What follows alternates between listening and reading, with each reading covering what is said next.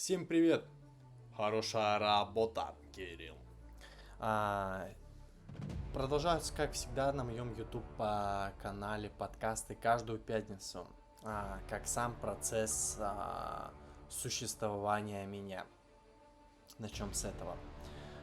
Сегодня я хотел бы поговорить о том, как деньги, признание, внимание,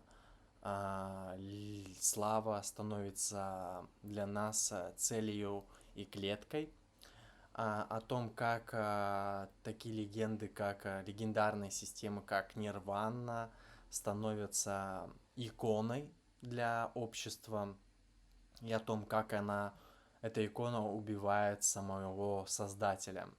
Поговорим о том, почему проекты не взлетают у многих торговцев. И давайте начнем с этого. Еще YouTube подкасты у меня сейчас заменились, и я снимаю их с Вьетнама до Нанга. Я улетел с Пхукета, где я прожил практически 3 года своей жизни, во Вьетнам. Так что добро пожаловать на мой YouTube канал. И начнем мы с алхимии, то есть с трансформации, о фазах. Есть 4 фазы: Нигредо, Альбедо, Цитринатус и Рубедо. Возможно, у меня акцент не очень, но давайте ближе к сути. То есть алхимия, по сути, это про внутреннюю трансформацию, про процесс алхимии, то есть сам. Нигредо это, по сути, чернота и гниение, когда старые формы распадаются. Если из моих слушателей есть люди старше 25 лет, старше 35 лет, старше 50 лет и проходили вот эти вот кризисы, то они меня поймут. То есть Нигредо это как раз про кризисы. То есть у нас распадаются старые формы. К примеру, ты разработчик и условно работаешь там на 4 работах, зарабатываешь 1 000 000 рублей в месяц, там или 10 тысяч долларов в месяц, там, неважно. И такой думаешь, блин, вот я вот там 4 работы работаю, у меня есть там кучу денег, ну, в рамках наемных рабочих, и что-то нету счастья. Раньше же казалось, что деньги это счастье, нету какого-то счастья внутреннего. И не понимаю, зачем я это все делаю, почему я продолжаю бегать по этому колесу хомяка. То есть, или вы, допустим, проходили, так скажем, этап полное растворение личности, когда приходит внутренняя смерть, и ты больше не можешь казаться старым человеком, кем ты там был условно там до этого момента, и не можешь еще быть будущим. То есть у тебя как бы нету ни будущего, ни прошлого нет, а вот только здесь и сейчас. И здесь и сейчас ты задаешься вопросом по типу: а кто я такой без всего этого? Где я вообще нахожусь? Зачем все это нужно было? Почему я чувствую внутреннюю пустоту? Почему я чувствую внутреннюю смерть? То есть Нигредо это, по сути, распад старых форм. Давайте сразу проясню, что такое формы. То есть пустота. То есть вот представьте картину. В голове ничего нет. Все. Никаких вопросов, простая тишина. Прочувствовали, да?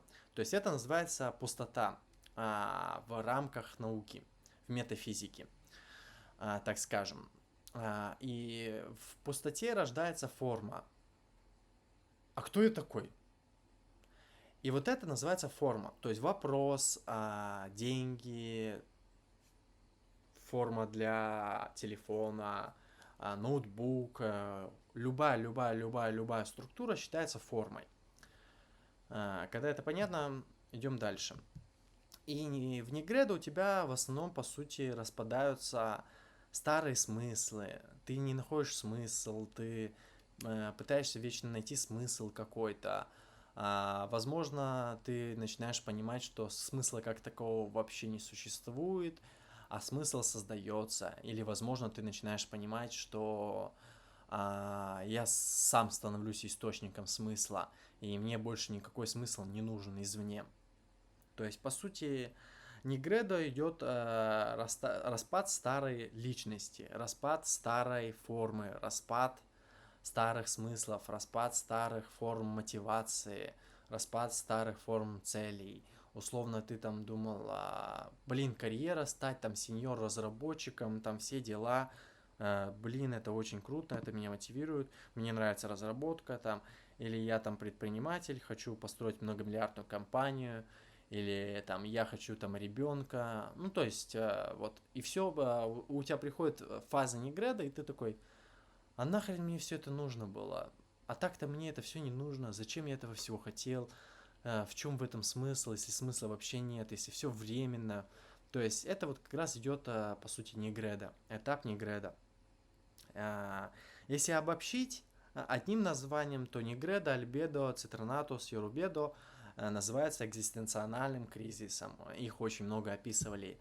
Ницше описывал, Камю описывал по типу если долго смотреть в бездну, бездна начинает смотреть в тебя.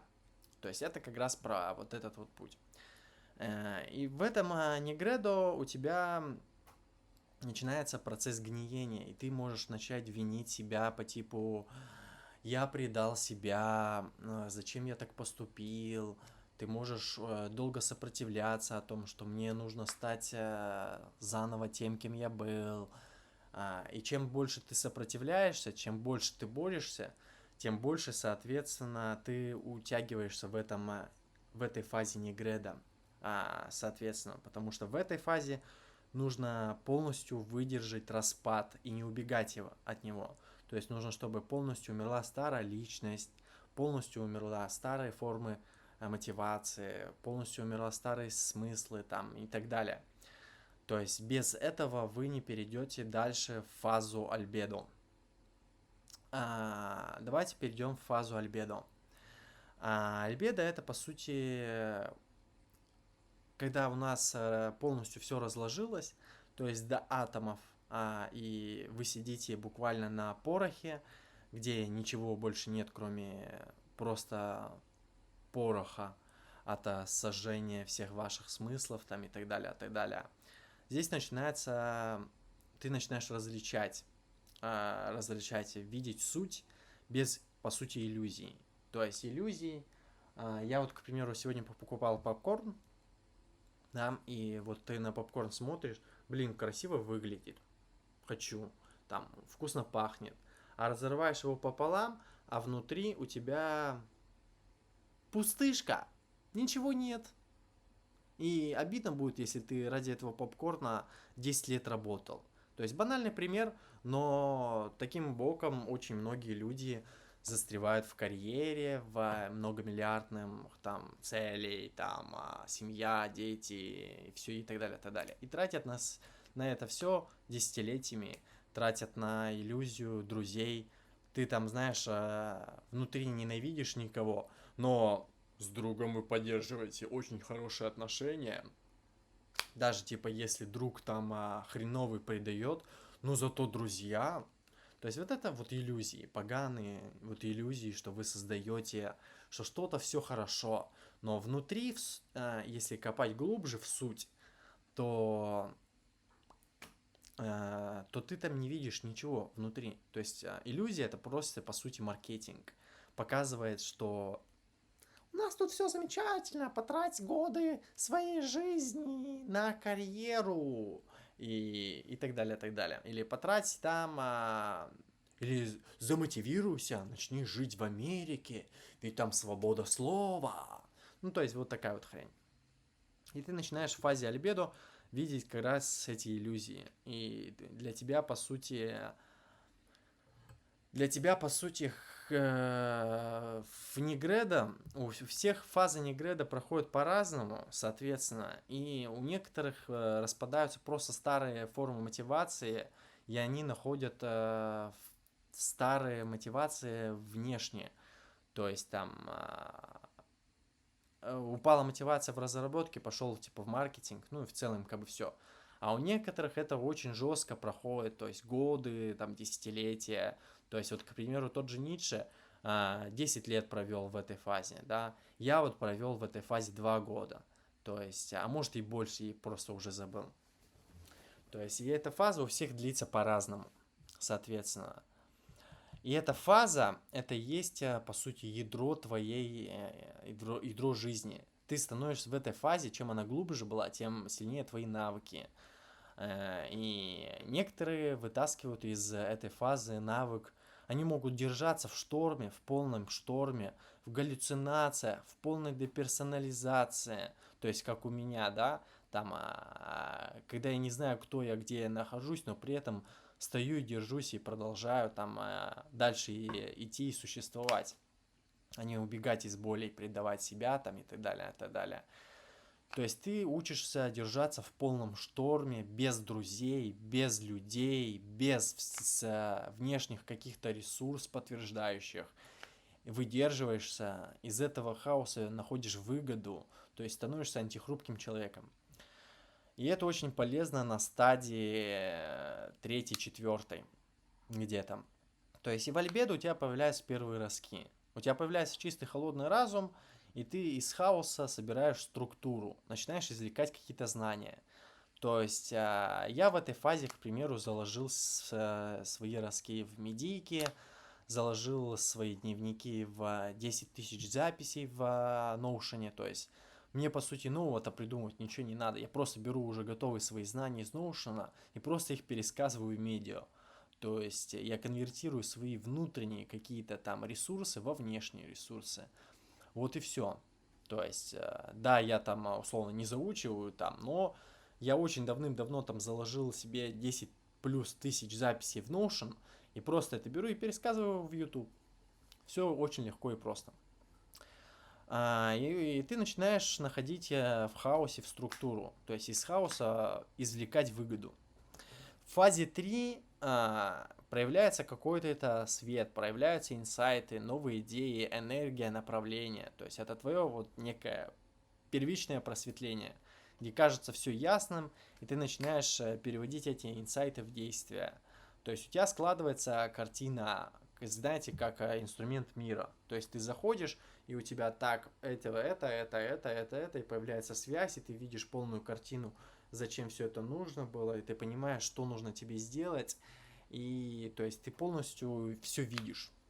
И в фазе 4 происходит завершение, то есть соединение противоположностей, рождение некого философского камня, устойчивого я, интеграции боли, силы, знания в одно целое. То есть на фазе 4 философского камня ты превращаешь, по сути, идею в материю. Или, если бы сказал торговец, превращаешь идею создания VPN-приложения в материализированную систему с 50 тысяч юзеров. То есть фаза 4 это как раз рубедо. Покраснение соединения. В общем. Давайте больше разложим про цикл, алхимический цикл. То есть первая фаза это сырье.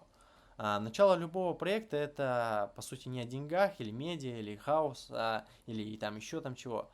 А вот у тебя есть внутри просто там ураган, да, там буря бушует. Вот это вот хаос. То есть в чистом виде. Там мысли, боль, интерес. И ты из этого хочешь, допустим, там из боли выковать себе в какую-то структуру. Там, или как рэперы, допустим, то есть большинство рэперов по типу Кизару, там, не знаю больше остальных, но, допустим, Кизару, да, то есть у него все основные треки это про боль, про его пройденный опыт и так далее, выражение чувств.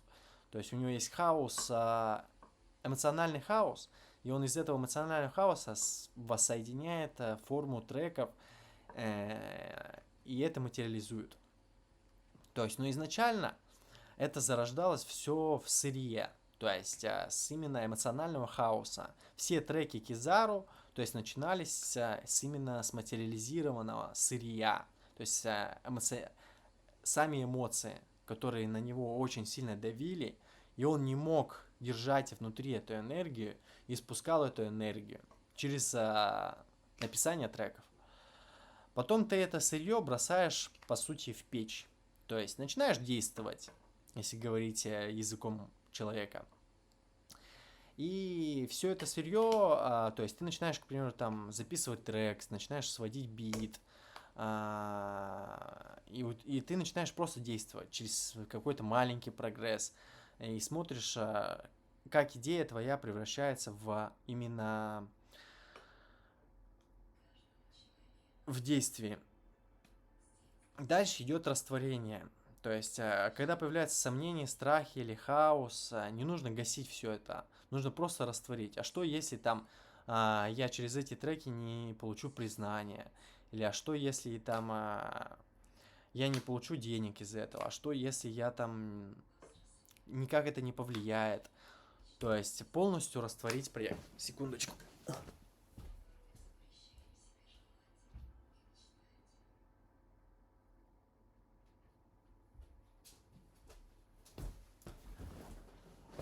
Из этого растворения идет фаза сублимации, когда ты вытягиваешь из опыта суть. Каждый шаг проекта превращается в цикл.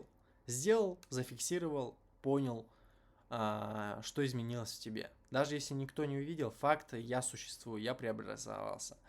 Конъекция. Когда появляется реальный результат. Деньги, внимание, аудитория. Люди, любовь, там, неважно. Ты не цепляешься за них, как за подтверждение «я есть», а соединяешь с процессом самим. Правило «деньги, медиа, побочный продукт алхимии», а не ее цель. Любимая фаза любого торговца. Золото. Это момент, когда ты чувствуешь, я превратил хаос в систему, я оставил след.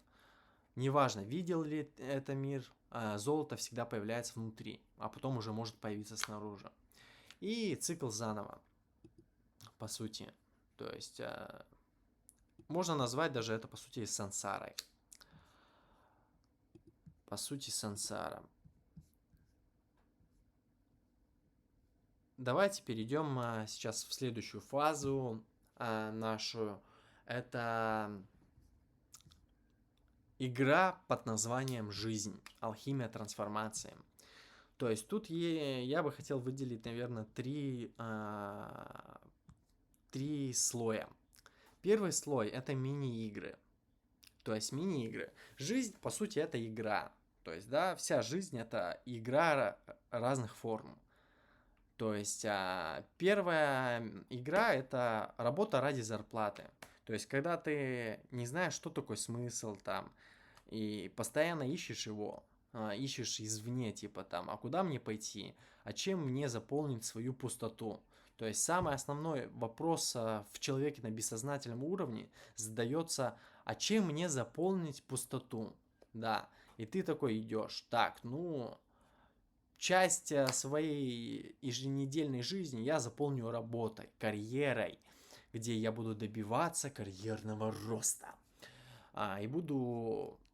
И буду работать ради $3000, $10 000, $100 000, $1 000 000. То есть тут у всех разный, как бы, разный мотиватор. И по сути это все относится к первому слою. То есть выдавать энергию, работа. Что такое работа? Давайте обозначим. Работа – это выдавать свою энергию на какой-то процесс, да? И тут работа идет ради зарплаты. А зарплата идет как смысл «я существую». То есть потом идет семья ради выживания рода, чтобы оставить некую... Что ты боишься умереть, да, боишься своей смерти. И что если я там умер, но зато там ребенок мой остался, значит я там продлил свой род, продлил там и так далее. Развлечения ради отвлечения. Алкоголь, сериалы, игры, секс, наркотики там и так далее. Ради того, чтобы отвлечься от работы и вернуть некое типа... Короче, получить эмоции.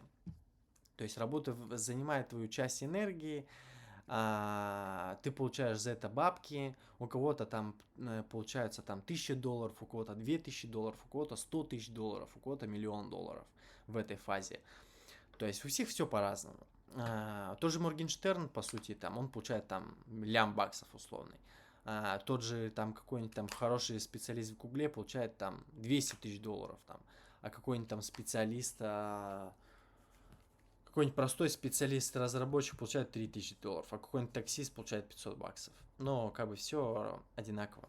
То есть он выдает свою энергию ради зарплаты, и он ненавидит этот сам процесс работы, любой работы, неважно, нравилась тебе разработка, не нравилась тебе разработка, ты ненавидишь это вот, потому что этот процесс ненавидишь, не потому что тебе процесс сам разработки перестал нравиться, или там водить машину, или там, неважно, а ты ненавидишь это, потому что твоя цель бабки. То есть именно вот этот факт. И тут, получается, ты хочешь, ты перегораешь из этого, соответственно, а перегорание, выгорание случаются, когда твои ожидания не соответствуют реальности. Типа, ты думал такой, блин, ну я сейчас там буду треки писать, а потом там стадионы собирать, миллионы баксов получать, и все будет супер. А потом Курт Кобейн стреляет себе в голову. Или Моргенштерн употребляет наркотики. Тут, получается, твои ожидания не совпали с реальностью. И тебе нужно какое-то отвлечение. Если это минимальное там выгорание, то это там алкоголь, сериалы, игры, там секс. Если это жесткие какие-то там ожидания, то у кого-то это наркотики, у кого-то там это еще что-то.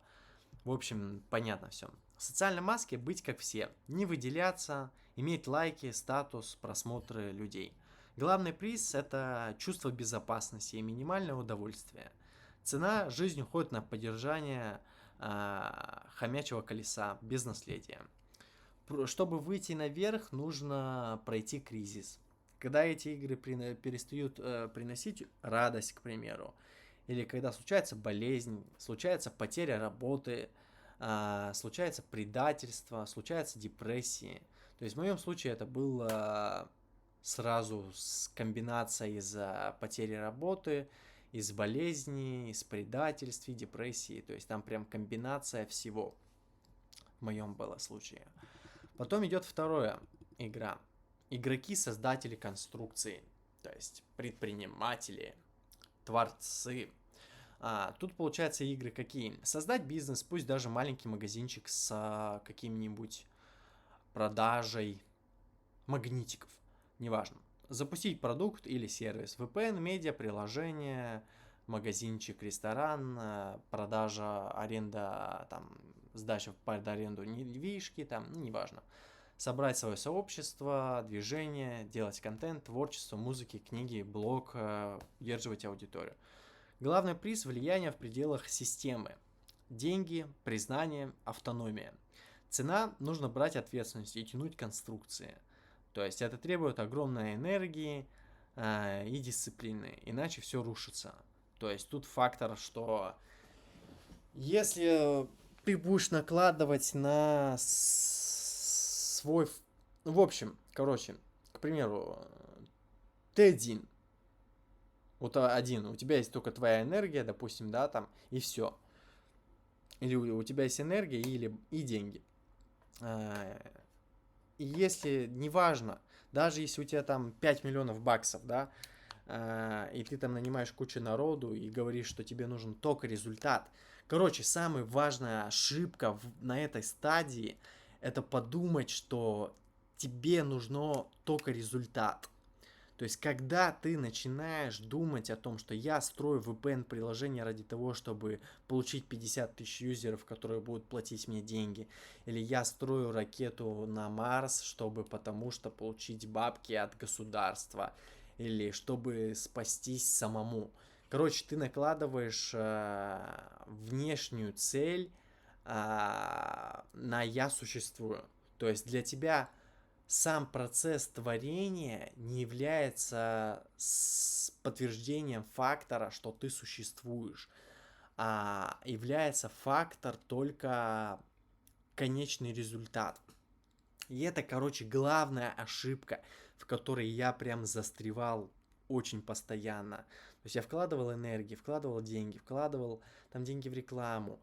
И мне нужна была только вот конечная цель, а не сам факт существования через процесс. Для меня деньги, там подтверждение извне стали основным фактором подтверждения, что я существую.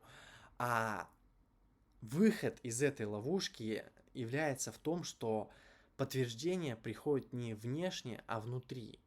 То есть ответы, смыслы, любые вообще правды, истины, в общем, все внутри рождается.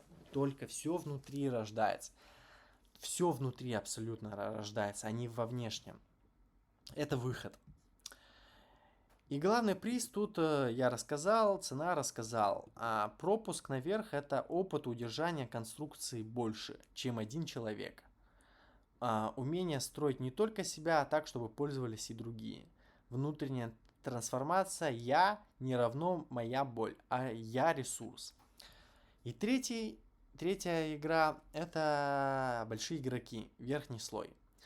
Философы, религиозные основатели, Будда, Ницше, Христос, политические и военные архитекторы, Македонский, Наполеон, Ленин, Гитлер, Сталин, ученые и изобретатели, изменившие ход истории, Эйнштейн, Тесла, Маск, медиа-титаны, кто меняет культуру, Стив Джобс, Достоевский, Кафка, Канье Уэст, Ницше там, и так далее.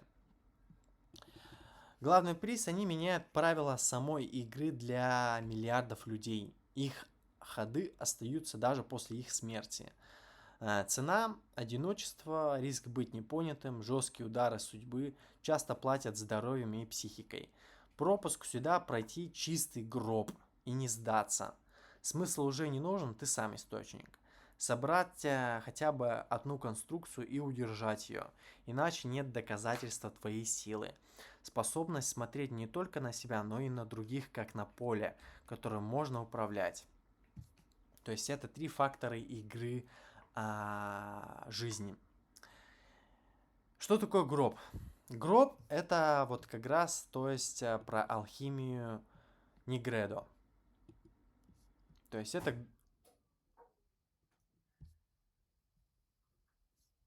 Блин. Ребята, секундочку, у меня пропал свет. Па-па-пам.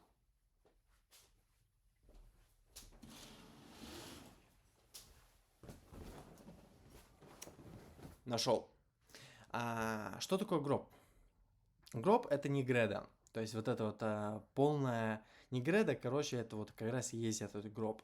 Когда все рушится, когда ты не понимаешь, зачем я продолжаю, зачем я живу, какой в это вообще смысл? И смысла, если вообще нету никакого смысла, никакой правды, никакой истины, никакой цели, никакой... вообще все это бессмысленно. Это и есть как раз этот гроб. То есть, если ты проходил его полностью, то есть вот полностью годами был там, когда твоя личность разрушалась, как ты видел, что разрушилось вообще все, даже твое имя, то есть даже ты уже там можешь не узнавать себя в зеркале и так далее, так далее. То есть вот эта цена за то, чтобы войти в большую игру. То есть кто-то ее называет в большая игра, кто-то называет ее Лига людей. Но суть как бы всегда одна.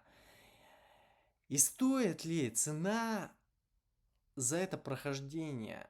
То есть, если вам нужна только цена, то я сразу бы сказал, что цена того не стоит. Потому что даже если ты будешь...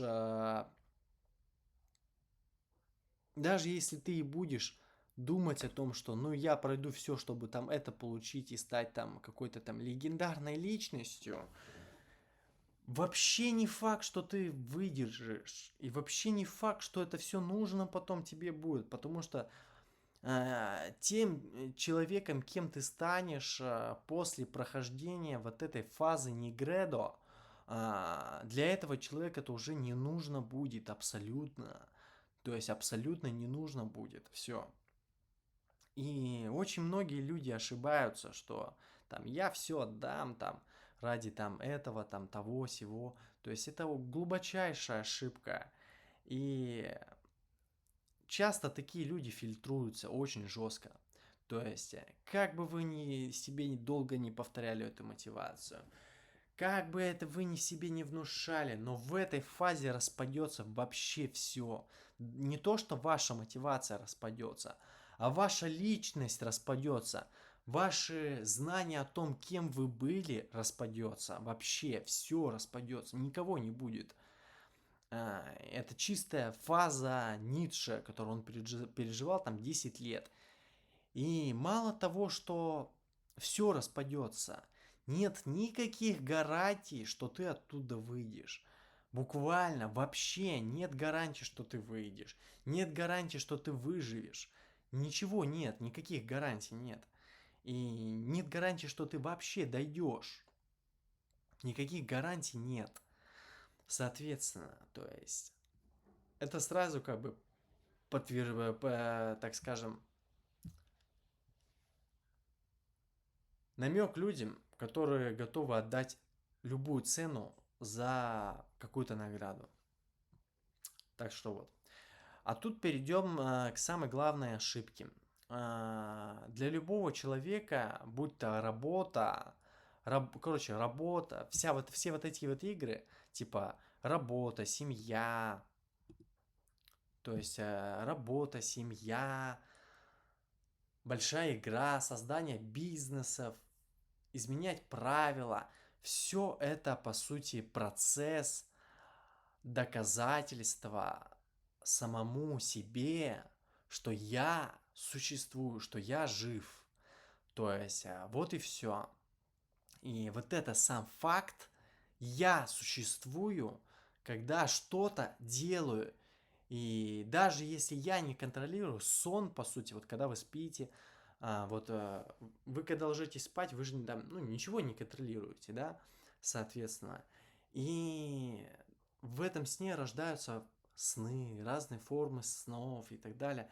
И это тоже доказательство, что ты существуешь. И оно приходит внутри, должно приходить, а не снаружи. Как многие считают, через деньги, через лайки, через людей, фанатов, семьи, детей. И очень многие совершают одну и ту же ошибку. То есть тратят десятилетиями своей жизни ради того, чтобы получить подтверждение, там, что я существую, потому что у меня там есть миллион там, долларов на счету. И когда там у тебя миллион долларов есть на счету, он не заменит вот эти вот 10 лет обратно, не вернет. Не заменит твое одиночество, не купит семью. Ну, купить ты можешь проститутку, да, там, извиняюсь за выражение, но проститутка никогда не даст тебе сам факт там вот этой семьи там и так далее. То есть и не нужно искать, ребят, короче, подтверждение, что ты существуешь, потому что у тебя там есть что-то, или потому что там ждет тебя какая-то награда. Короче, через просто сам процесс проживания, снов, создания форм, рисования, просто через любые вот эти формы подтверждение, что ты существуешь. И это и есть выход из фазы Нигредо. То есть это и есть выход из этой фазы. Так что все. На этом, я думаю, подкаст закончу. До следующей пятницы.